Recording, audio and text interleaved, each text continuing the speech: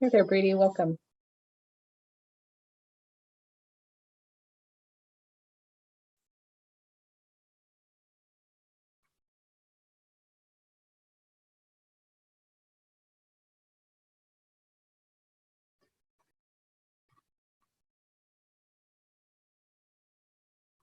Okay, Chair, we are ready on my side, and I am going to go dark. Great. See you soon.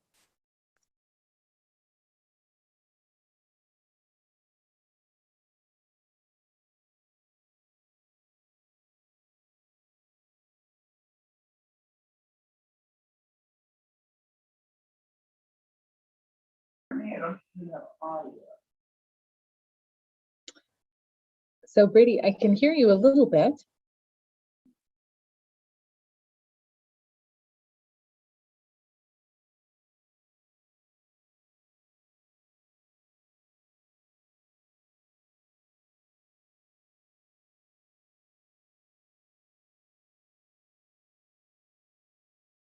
I think you're muted. I can hear you.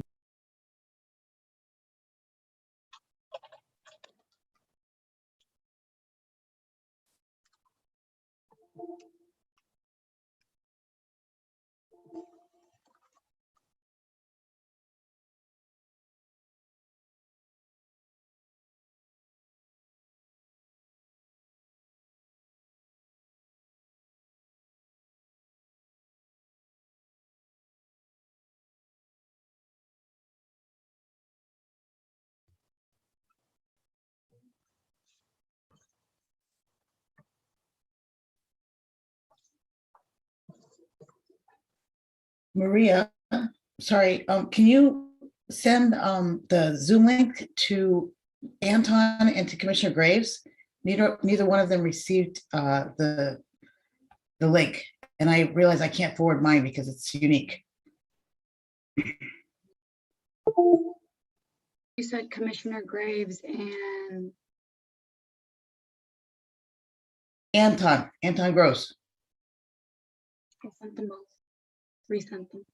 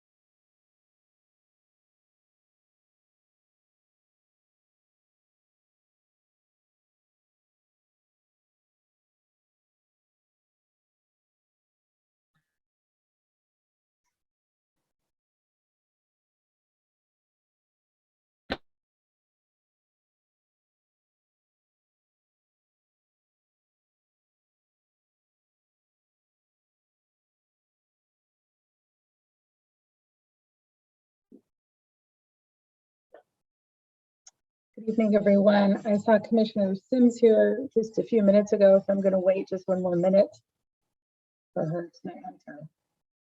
Oh, there she is. Hi. Welcome. Good evening. How are you? Doing well. Good to see you. Good And to see welcome you to too. everyone. I'm Sarah Augustine, the chair of the Washington State Redistricting Commission, and I would like to call this meeting to order.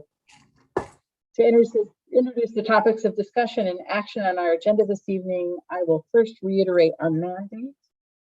The mandate of the commission set out in the Washington State Redistricting Act is to accomplish state legislative and congressional redistricting in accordance with the Washington State Constitution. The bipartisan commission was created to listen to the public every 10 years so that districts would be drawn by statute and with public input. Just reiterating the composition of the commission. Each commissioner was appointed to this commission. The 4 voting commissioners were appointed by the Democratic caucus in the House, the Republican caucus in the House, the Republican caucus in the Senate, or the Democratic caucus in the Senate. I was appointed by the 4 voting commissioners. As chair of the commission, I will articulate and manage the commission's process. In my role as chair, I will ensure the process is as participatory, fair, and equitable as possible. The 4 voting commissioners have power and responsibility to vote, ultimately creating and adopting a redistricting plan. Voting commissioners will make decisions that will create maps to best represent the interests of Washingtonians. To those of you from the public joining us this evening, welcome. It is my goal to engage communities across Washington as fully as I can and to hear and address your concerns and requests. Throughout our tenure as commissioners, we will hear public comments that are important, ideas, requests, and injustices that may fall outside our ability to effectively respond. There are issues you may bring forward in your public comments that we may not be able to address. We can listen to you and be sure to capture your thoughts, questions, and requests. I will do my best to synthesize these and we will respond to them as we are able. We will certainly deliberate on the issues where we do have jurisdiction. Where we don't, I will do my best to refer you to those who may be able to respond most effectively. Together as a commission, we have agreed to the following values and mission: to provide an open, transparent, and credible process that is grounded in statute and where all voices are welcome and there is access for everyone. To conduct ourselves with transparency, respect, and civility, where commissioners will participate and negotiate in good faith, and to meet the deadline outlined by law and to produce the best possible maps. I would now like to call roll Commissioner April Sims. Present. Commissioner Paul Graves. Present. Commissioner Brady Walkinshaw. Present. Commissioner Joe Fain. Present. Before we begin our program, I would like to call for approval of meeting minutes for the meeting held on August 16, 2021. Is there a motion to approve? So moved. Second. All in favor? Aye. Aye. Aye. Any opposed? The motion passes. I would next like to invite our executive director, Lisa McLean, to provide some updates. Lisa? Good evening, commissioners. And welcome. Let's see. So tomorrow we are working on a deadline to post your draft maps for legislative districts at 12 noon. We will have those posted on, they'll be visible via the My Districting tool. And what we're going to do is we're going to have a page in which we'll have your pictures, your statements, and then clicks to the legislative maps. Okay, so that's all good. And then the other thing that you should know, but also the public who might be listening to this might want to know too, is that we've actually, it's kind of come to our attention that media might want a PDF of the map, might want some insets of those, like some PDF insets. We've also been asked for a shape file. So we're going to be, after we post those on the My Districting tool and on the webpage, we're going to then be preparing these shape files and the PDF files that we hope to have ready by the end of the day for the media, for anybody on the media who might need those in a specific format so that they can publish that. So I just wanted to let you know that. The other question, the other issue that you probably are interested in too with regard to that is Commissioner Simpson asked me earlier, a couple of weeks ago, how is it that you are going to be able to see people who are commenting on your draft maps, to see communities of interest, to see anybody who's submitting a map?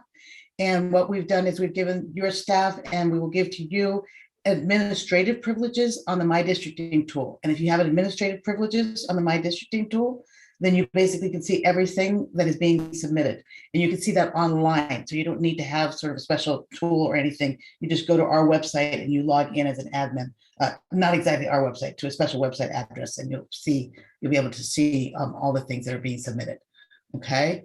So I may stop there and ask if there's any questions about mapping or how you'll be able to get feedback. Of course, we'll continue to try to assemble, as we have been doing, the comments that we're getting in through letters, through emails, through voicemails, as well as, we're still trying to figure out if there's any creative ways that we could maybe put together some heat maps for you, but we haven't really figured that out yet. And I think it's going to depend a little bit upon what we see from you all. Commissioner Sims?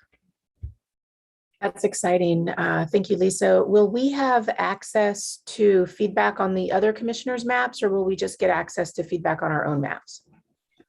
All maps. Every comment on everybody's maps will be available there on the My Districting tool. That's great. Thank you. Okay, seeing no other comments in that regard, exciting days. Then the other thing, I sent you our budget report for August, showing that we had spent $87,000 in the month of August. That's, again, about 2/3 of that is salaries and some other technical support issues, and then our big advertising campaign. And not so much, we've begun that, and we have about $4,000 charged on that so far. So I'm not sure if anybody has any questions of that. So far in this fiscal year, we spent $178,000 of the budget amount. Any questions? Okay. Seeing none, I'll move on to our communications report, which is really quite exciting. Last time we talked about this media campaign that we were going to start, a kind of advertising campaign. We began that. And since we've started to implement the new communications plan, traffic to the website has increased 5-fold.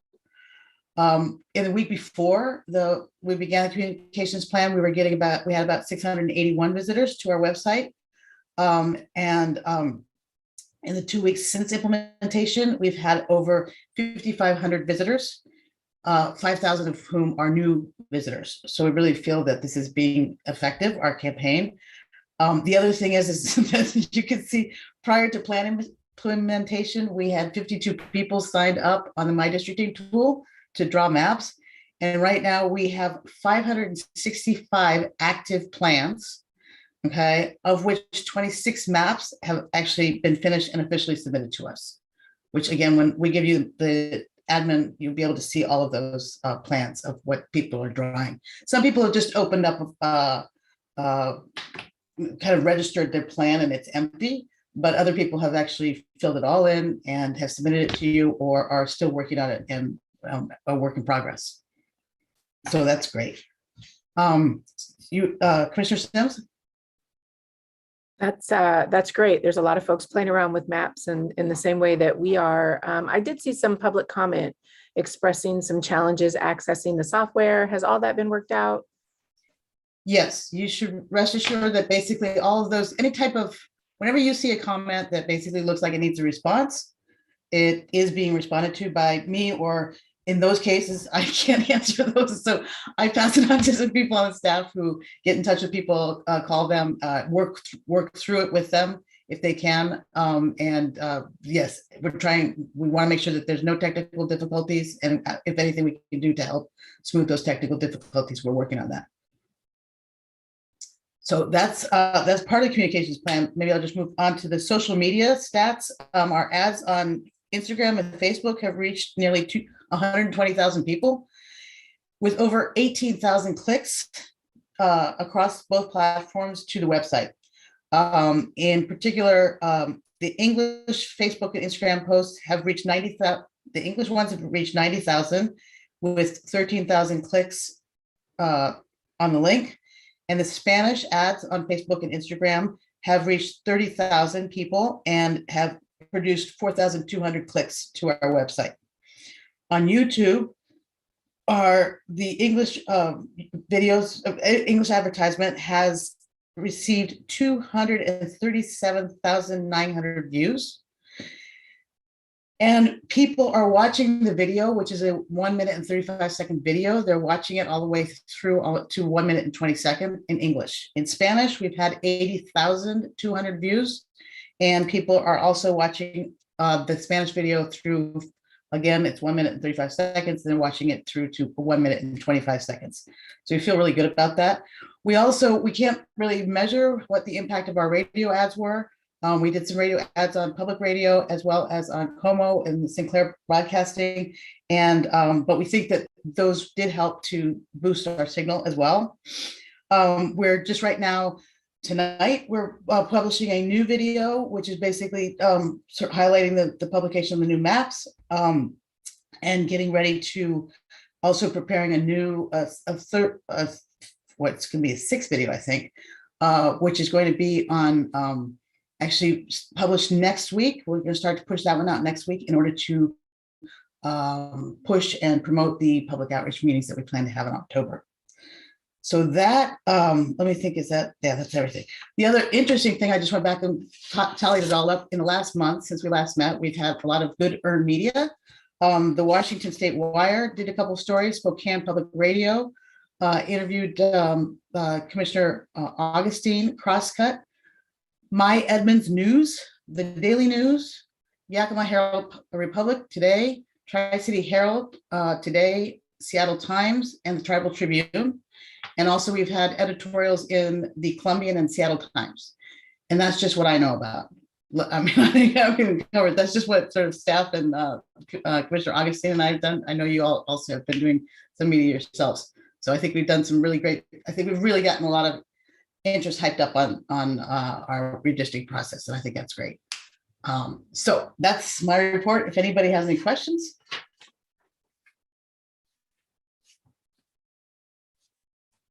Commissioner Graves. Yeah, thank you for that report, Lisa. I'm not sure I quite understood the idea about people clicking through to watch a minute 20 of our minute 35 video. Could you explain that a little bit more? They're watching the whole video. So they're not just opening up the video and saying, oh, this is silly, I'm going to close this. So they actually watch through, and the video explains how you can participate and encourages people to participate. And at the very end of the video shows that the website. So if you watch through to the end. What percentage watched through to the end? I don't know. I thought there was an interesting report that someone gave me is that we've had, there have been, or on this 1 minute and 35-second video, there's been 8 hours of watching it, which I thought was kind of how you can figure that out. But I don't actually know. I can ask Jamie. Jamie, can you want to come on and tell us how many people watched till the end? Let me fix this here real quick. Yes. Hi. I don't have the number for how many watched to the end. I can get that for you. But what the 120 or 125 means, out of a minute and 35-second video, the average person was watching either a minute and 20 of it or a minute 25 of it, with the last 10 seconds of it kind of just being like, you know, publication of the website and the Twitter feed and that type of stuff. So for the most part, almost everybody who's engaging with the video is watching it all the way through. We have that many people watching the entire piece. Normally when you see a YouTube ad, you see that little thing at the bottom that says skip ad. A lot of people hit that after 5 seconds. People aren't doing that with our ad, is the idea. So that's the average. Okay, thanks. Yeah. Thank you, Jamie. That was our communications director. Any other questions?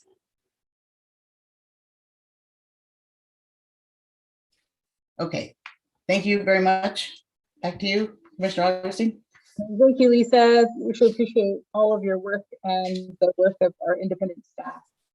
So next is discussion, and we have two items to discuss tonight. One is the transmittal letter, and the other is the resolution. These are the final documents. We were hoping, as you remember, to take some action on these documents prior to the end of the mapping process. So we hoped we could talk about those once again this evening. So as part of the transmission of the agreed upon maps to the legislature on November 15, we will need a transmittal letter to each of the 4 leaders and a resolution, rather from the 4 leaders and a resolution. We hope to take action on the transmittal letter and the resolution language this evening. As you may remember from our meeting on August 16, staff based these documents on the language from the last redistricting effort. So let's begin with the resolution draft that was included with your packet of materials. So I just want to start by asking if you have questions or comments on the resolution, beginning with Commissioner Graves. Thank you very much, Madam Chair. The one thing I noticed in the resolution was the 8th substantive paragraph about if any provision of this plan or its application to any person or circumstances held invalid, the remainder of the plan or its application to other persons or circumstances is not affected. I have no doubt that's what they did last time. I would be interested to hear from our legal counsel if we want to make that any fulsome or more explicit, because I can see different circumstances where it might be invalid for one reason or other, and we might want to think about how severance could happen in those circumstances. So I see that Tara is here with us. Tara, are you willing to comment? I can look into that and send an email out with some comments on that. I really appreciate that. It may be that that's perfectly sufficient for what we needed to do, and actually the simplicity might be a useful thing. It was just the lawyer in me saw that and always worries about a clause like that, wanting to be as specific about our intentions if something gets struck down. Sure. I will take a look. Thank you, Commissioner Graves. Commissioner Walkinshaw. No comments. Thank you. Commissioner Finn. Thank you. Yeah, the last item on there with regard to the flexibility that we're giving auditors, I just was hoping for a little bit of a greater explanation of what kind of bounds their authority and what circumstances has that power been used in the past. So Lisa, would you like to respond? Yeah. We don't, in the last redistricting effort, there was a lot of coordination with the auditors, and it appears that maybe it was technology, maybe it was practice, but the geographies, the 2010 geographies, the lines for of where the cities are, the county is, and the voting precincts are and stuff, where there were a lot of inaccuracies. Okay, what we know, and so the auditors were very involved in helping to fix that. Okay? And that's what I think that this is the thing, is that sometimes I guess it's a GIS mapping where the line can be, let's say that instead of going on the left bank of a river, it goes on the right bank of a river, you know, this type of thing. Okay. Now, having said that, we really think that this is not going to be such a problem, because number one, this is a new thing that's since the last decade, is that the Census Bureau has been working with each of the states throughout the decade to keep updated on all of the changes to geographies and news about annexations and the like, so that basically the geographies were updated as of January 2020. The other thing that we've done as staff is we've gone out to the auditors and we've said, please look at the Tiger files, the geography files for 2020, and tell us if there's any problems with those. And we've received from about 1/3 of the counties, we've received comments and stuff that we have been able to give to your staff to make you aware of annexations that might not have been reflected after January 1, 2020. So we don't think that there'd be anything, but I guess it's this type of thing of a line if it was wrong. The other thing I'll tell you, Commissioner Spain, too, is that starting tomorrow, I will send out these draft maps to the auditors and ask if they want to comment or have any technical comments on this. And that we, the staff, will be meeting with the auditors should they really find a lot of problems. What we're hoping is in this process of being able to show them the draft maps and get back feedback from that, we're hoping to confirm that indeed geography is a heck of a lot better this time than it was back in 2010 because of technological changes. If it doesn't entirely answer your question, I do not know that what ended up happening last time was that there was an entire piece of legislation that was put together to make small changes, very small changes, and that actually were to move some boundaries or to swap some things. And that was put together and passed by the legislature. Yeah, I recall that. I recall that. I guess, do we need both of those mechanisms to correct for this, both the legislative as well as this sort of amorphous administrative authority that's granted to the auditors, or should it all be handled through the legislative process? That was just the only thing that I was trying to think through and what the implications might be. And it's a good question, and I think it should probably be handled by the legislature. But I mean, I'm not a lawyer. We can again maybe ask Tara to give us an opinion on that. Yeah, certainly, Tara, I'd be interested in that. I wanted to get clarification why it was we needed to adopt this evening. So I can respond to that. I mean, there's no pressing need to adopt it. What we hope to do actually is, given the lateness of the census data, to front load as much administrative work as we possibly could, so that as soon as we had the census data, and as you know, your draft maps will be published tomorrow, that we would then just be doing mapping. By we, I mean, you know, the commissions. We're trying to remove as much of this burden from you at the tail end. So we thought, you know, let's do as much of this as we possibly can, so that we could just focus on mapping in the final stages of this redistricting session. I appreciate that. I think I mean, I would imagine that most of these things are pretty benign and probably would be able to be worked through fairly quickly. Are you really wanting to push ahead to adopt tonight, or do you think we could have another opportunity to get the feedback on those two questions? Well, certainly we can wait for feedback, and I would leave that, of course, to the commissioners, what you feel most comfortable doing. We wanted to raise this once again this evening, just to give you as much time and space to engage in mapping as possible. But I agree with you that, well, we certainly have another regular meeting coming up in October, and we could take this up at that time with input from council. Commissioner Sims, do you have comments, questions?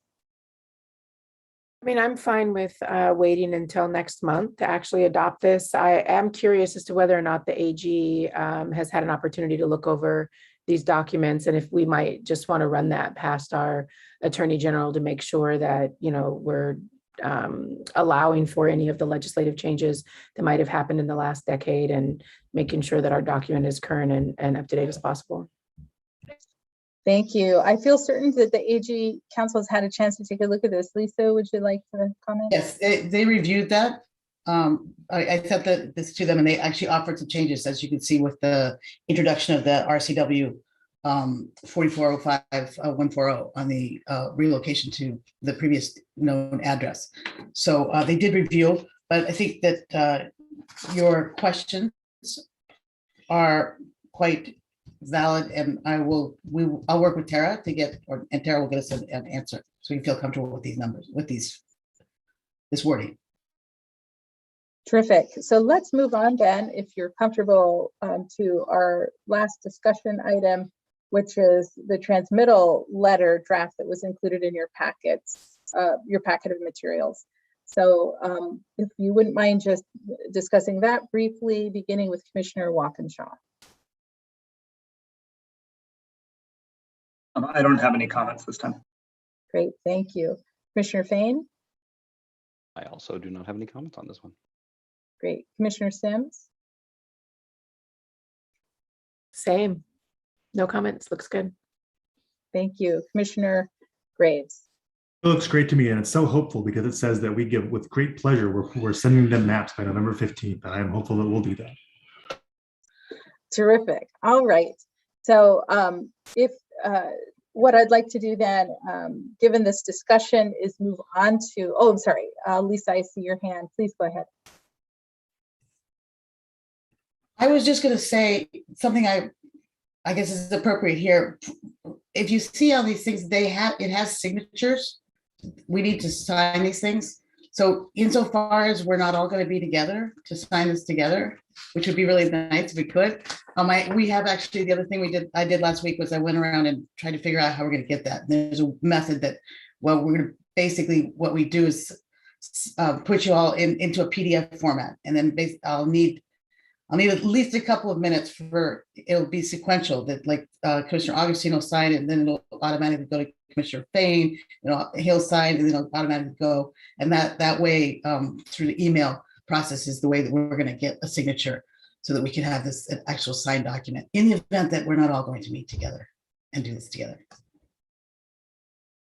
Thank you, Lisa. So with that, let's move on to our public comment. And before public comment tonight, as is customary, I would like to summarize what I have heard from the public since our last meeting on August 16th. So on August 16th was our last business meeting, and we did not hold any public outreach meetings since then. So it is unsurprising that the rate of comments decreased during the last month.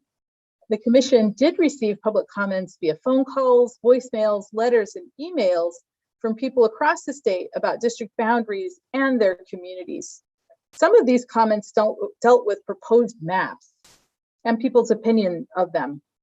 I would like to remind the public that the commission has not yet published any draft maps. Draft legislative district maps are scheduled to be published tomorrow at noon, and draft congressional district maps will be published the following Tuesday at noon.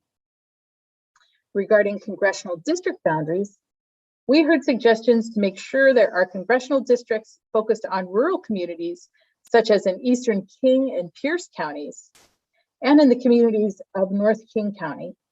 We heard multiple comments regarding the border between the 3rd and the 6th congressional districts in Pacific and Grays Harbor counties. We heard continued comment about whether the border between the 4th and the 8th congressional districts should be in eastern Washington or on the Cascade Crest. Much of the public comment from the past month focused on legislative districts. 2 districts, the 31st and the 13th, received by far the most attention. In both cases, there was frustration from the public on proposed maps that would, in their view, significantly change these 2 districts. Again, just reiterate, the commission has not made public any maps at this time. Regarding the 31st legislative district, there was a clear push to continue to have districts span across Highway 410 and include the surrounding rural communities. Regarding the 13th legislative district, multiple members of the public spoke in favor of keeping the district in eastern Washington without crossing into King County. Lastly, we received comments urging the creation of additional majority-minority districts in King and Pierce counties. This short summary of the comments we received by no means do justice to what the commissioners have read and heard. We continue to invite your commentary throughout this process as we try to stitch together the puzzle that best cuts the state into 10 congressional and 49 legislative districts. As I previously mentioned, the commission is scheduled to release the draft legislative maps from all 4 voting commissioners tomorrow at noon. We encourage public comment on these draft maps in any form that is most accessible to you. To help facilitate comments on the soon-to-be released maps, we will upload each map into our online tool so that the public may comment on specific locations on the maps. To help show how to do this, we want to do a demonstration this evening so you can see how to do this. I would like to invite Daniel Palethorpe, the public outreach coordinator for the commission, to give a short demonstration. Thanks for being here, Daniel. Thank you, Sarah, and good evening, commissioners. I'll be sharing my screen and giving a short demonstration of how to comment on these proposed maps.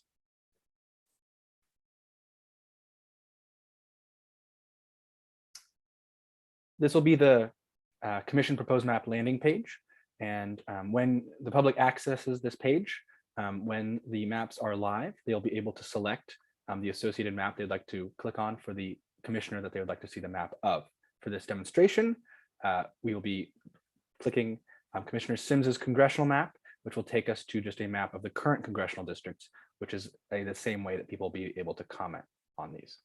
When you do so, the public will be taken into the My Districting tool. They will not need an account to make a comment on these maps, but will instead just be asked for some information when they make a comment.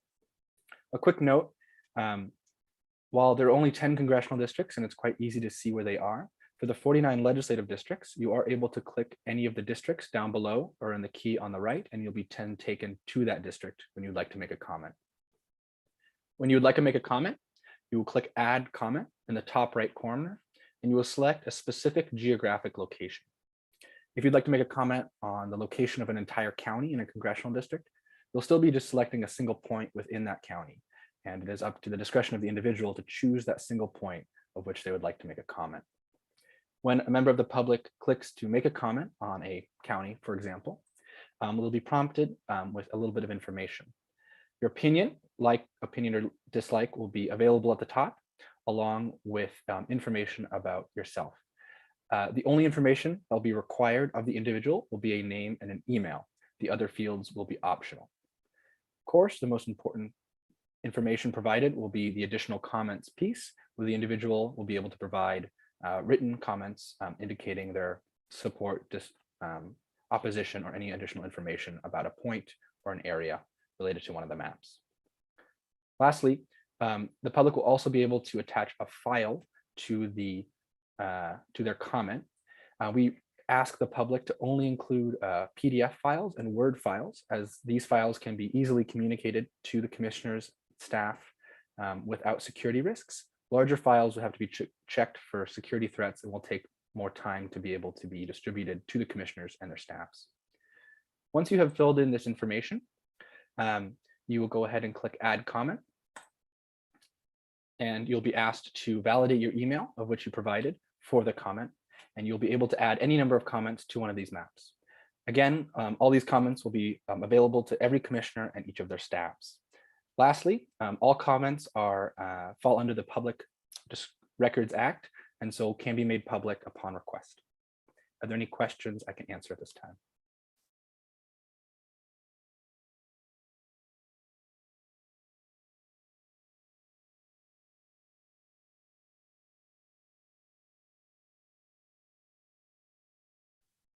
Commissioner Graves. Thanks very much for that presentation, Daniel. You said that the comments will be available to the public on request. Are they not going to be available just by going in there and clicking around? Correct. So you will be able to see there were a couple of black dots on the screen, which is where there has been a comment made, but that it does not show any information about the comment nor the commenter to the public at the time. Commissioners and their staff will be able to access those items. Commissioner Fain. Thank you. And actually, that looks like a great tool. I'm glad that we are able to bring so much information and make it easy for folks to be able to comment. I did have a question just around security and fraud prevention. Is there any spam controls in place or IP address verification so that you aren't getting, 300 comments from one IP address or anything like that? At this time, we've considered putting a CAPTCHA onto it. However, we do think that the required email validation will prevent certain bots and other such spamming of the subject. But we can definitely look at other tools as requested to make sure that there is not spam on these options.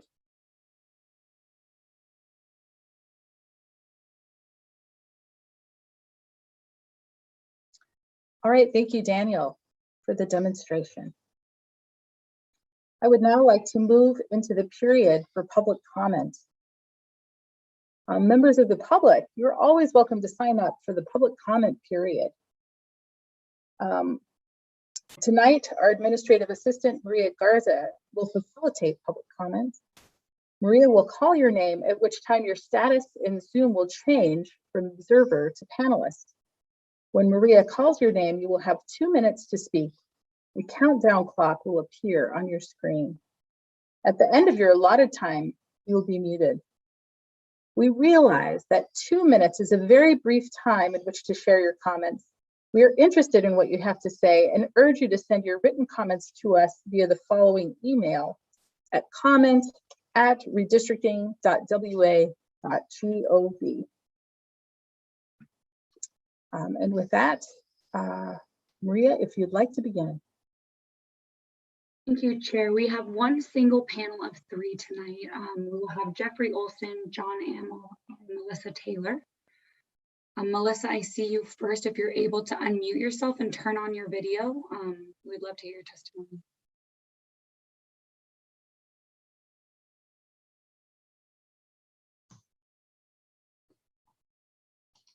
Are you ready? Okay. I'm not Jeffrey Olson, I'm John Amel, but I was asked to unmute, so here I am. We're going to go with Melissa first, and then we'll go to John. Okay. Go ahead, Melissa, whenever you're ready. Melissa Taylor. In the many hours of public comment I've watched, not one single other person was interrupted and asked for the relevance of their statements as I was in May. I continue to believe my concerns are relevant. If you had implemented the guidelines as suggested then, I would follow them. Absent those, please allow me my 2 minutes today. In May, I raised the issue of potential blackmail as a reason why Joe Fain's rape allegation is relevant to this work. Today, I'd like to talk about how abuses of power tend to work. This districting commission is imbued with incredible power to shape our state for the next decade. Given that everyone involved, commissioners, staff, media, and the public should be on guard against any abuses of power, real or perceived. An example of an abuse of power could be Fain drawing a 47th district that he or one of his cronies could win next time.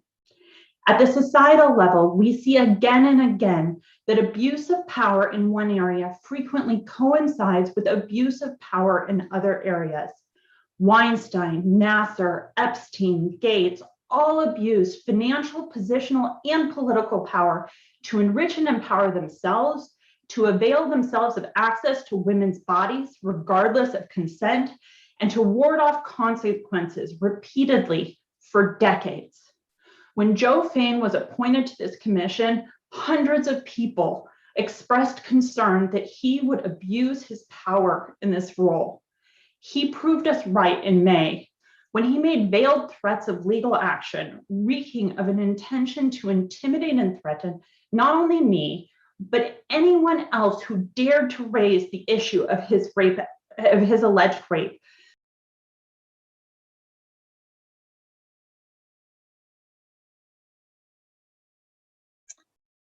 Thank you. I'm sorry that your time has elapsed.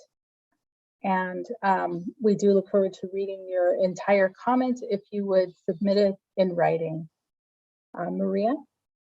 Whenever you're ready, if you want to unmute yourself and begin your testimony. So Maria, I had trouble hearing you. Did you say John? I did say John. Whenever you're ready, John. Thank you. Thank you.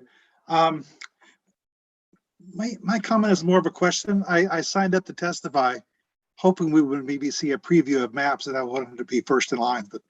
But while I was listening, I heard several weeks ago that I believe it was the Colville tribe that came back and said that they no longer cared about all being in one congressional district. And I'm wondering if that's changing the commissioner's thinking on the orientation of those Eastern Washington congressional districts.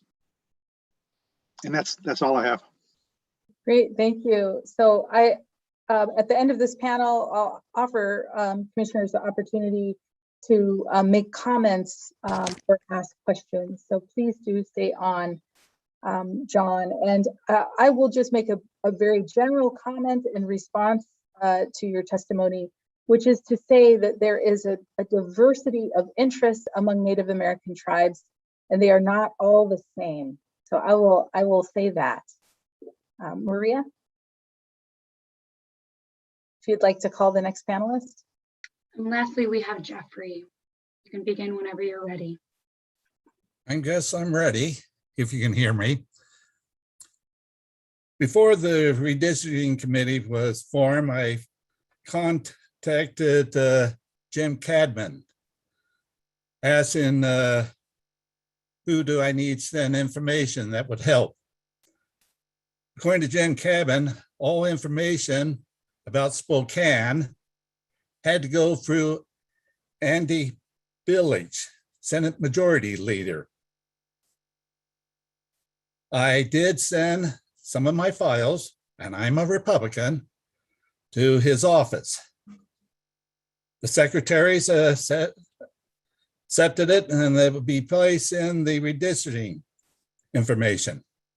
Other than that, I've heard nothing back, whether it was sent back to the county or if they wanted my help. Now, I'm in the 6th district. And as I told you early, 6th district Democrats and 3rd district Democrats have 2 different views of how to divide it.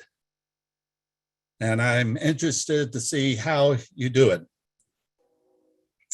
And other than that, I would like to see how much cooperations between the Republican appointees and the Democrats appointees on trying to work on a final map. Now, the Spokane County is doing their redistricting, and they have agreed to work on a final map together. I'm just curious as that would be what would happen at state. And I'll leave that as is. Thank you. Thank you, Mr. Olson. So at this time, I'd like to ask the commissioners if you have comments or questions for the people who spoke this evening.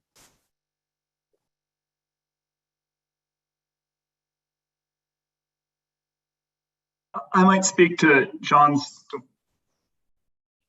I'll raise my hand. Thank you, Commissioner Augustine. I might Go ahead, speak to, Commissioner Walkinshaw. thank you. I might speak to John's question. Yeah, we did hear from the Colville tribe their interest in remaining divided between the 7th and the 12th legislative districts, as was kind of the current state in the maps. And you know, we'll share our maps tomorrow, but I certainly thought that was really important feedback, and plan to really give it a lot of credence. And I'll share those details tomorrow, but definitely heard that feedback.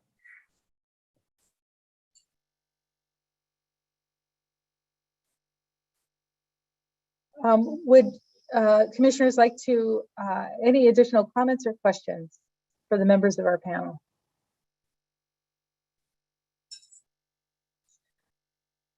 All right, with that, I want to thank you for taking the time to come and spend time with us this evening. We recognize that your time is important, and it takes courage and leadership to come and share during these meetings. And I want to thank each one of you for coming and spending this time with us this evening. With that, I would like to move on. This panel is dismissed, and I would like to move on to the action portion of our agenda. So a question I have in terms of returning our attention to the resolution shared with you in your packet, it sounds like we will delay taking action on the resolution. That's what I've heard. Is that accurate? Yeah. Okay, so then moving on to the transmittal letter, would you like to adopt that letter this evening, or would you like to wait until we look at the resolution? What are your thoughts?